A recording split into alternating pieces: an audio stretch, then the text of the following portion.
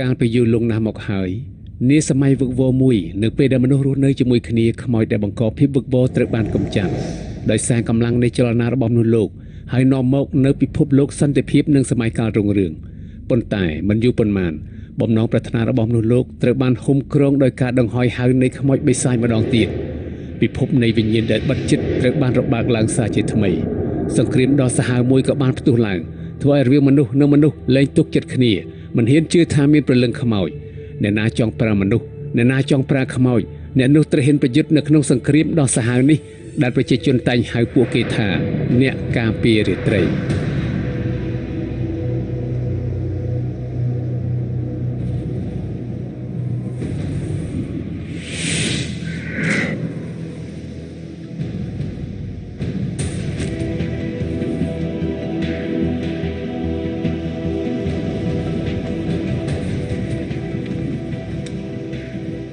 អំណាចនៃអាណាចក្របានគ្រប់ដណ្ដប់លើអាណាចក្រនេះហើយពេលនេះទូទាំងអាណាចក្រ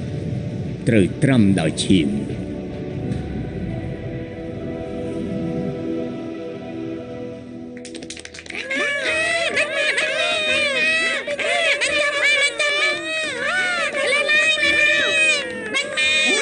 ប្រយ័ត្នចដាប្រយ័ត្នអូ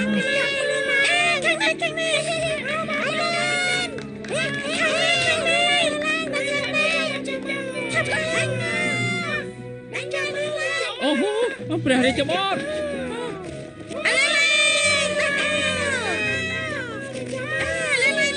ពួកគេនៅខាងមុខព្រះរាជបុត្រឲ្យចាប់ឡើងក្រាបទូលព្រះរាជបុត្រព្រះរាជបុត្រព្រះរាជបុត្រព្រះរាជបុត្រព្រះរាជបុត្រព្រះរាជបុត្រអើយមិនអីទេព្រះរាជបុត្រព្រះរាជបុត្រ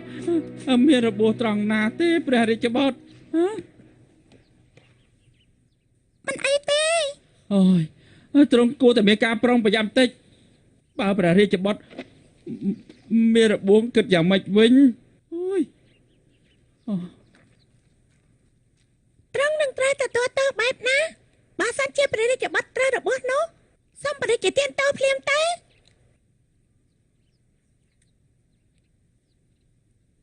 នេះជាទោសកំហុសរបស់ទូបង្គំសូមព្រះរាជទានទោសនេះមិនមែនជាកំហុសរបស់ព្រះរាមទេនេះយកទៅ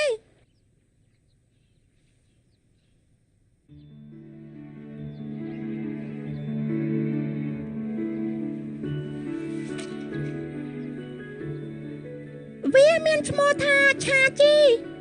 វាគឺជាសម្លាញ់របស់យើងជាម្ចាស់អាចឲ្យចំណីវាបានទេប្រកាសជាបាន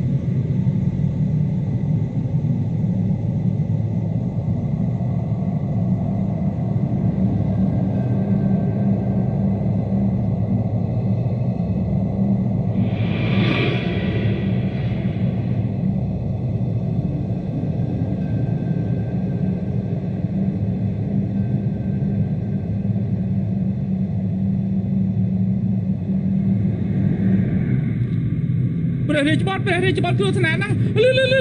ព្រះរាជបុត្រប្រយ័ត្នវិបុយ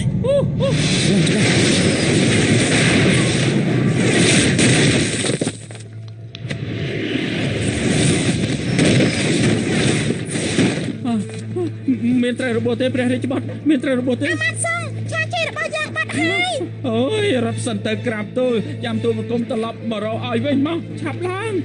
តាឆាប់ឡើងលឿនឆាប់លឿនឆាប់ឡើង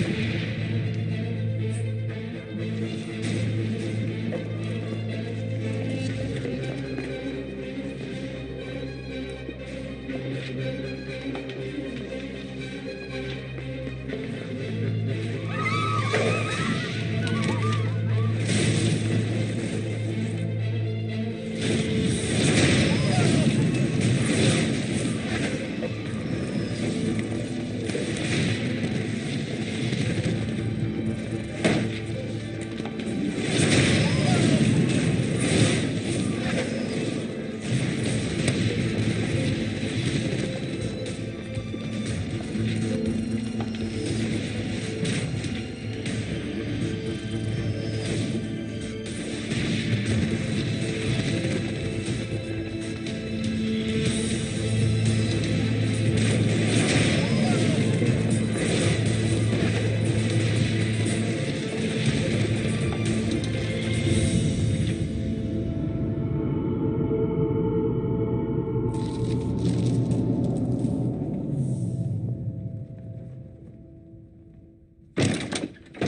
រាយការណ៍ស្ថានភាព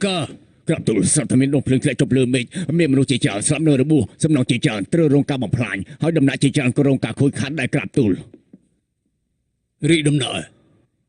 មានរីកដំណាក់ណាខ្លះ មិនទាន់នឹងច្បាស់ទេ ស្រែយើងធ្លាប់ដើរកាន់ខ្លាចជាខ្នុរអូនបាក់ឡានបាញ់ឈឺ